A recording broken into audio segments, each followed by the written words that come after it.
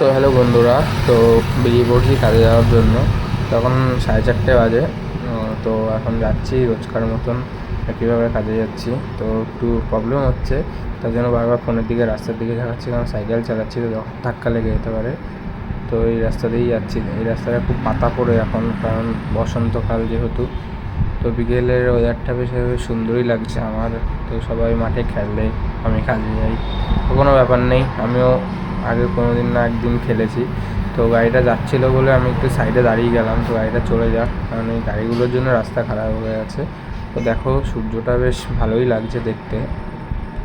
তো এখন রোডে উঠবো, রোডে উঠে যেতে হবে আমাকে এখন অনেকটাই।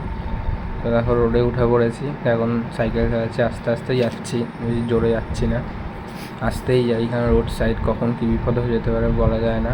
তো সামনে একটা রেস্টুরেন্ট আছে দি স্পুন নামে, তো এখন ওটা বেসিক্যালি এখন বন্ধ হয়ে গেছে, কোনো দিন যাওয়া হয়নি। তো আবার খুললে কোনো দিন যাবো ওখানে। তো চলো অফিসেই ডাইরেক্ট কথা হবে গিয়ে। তো আমি এই যে দেখতেই পাচ্ছ অফিসে চলে এসেছি। এখানে এসে লাইট মাই জ্বালালাম, কম্পিউটার অন করলাম। তো কী করবো ভালো লাগছে না, যতক্ষণ না লোক আসবে কাজও করতে পারবো না, একা একাই বসে থাকতে হবে। তো তোমাদের সাথে একটু শেয়ার করলাম কিছু মুহূর্ত অফিসেই।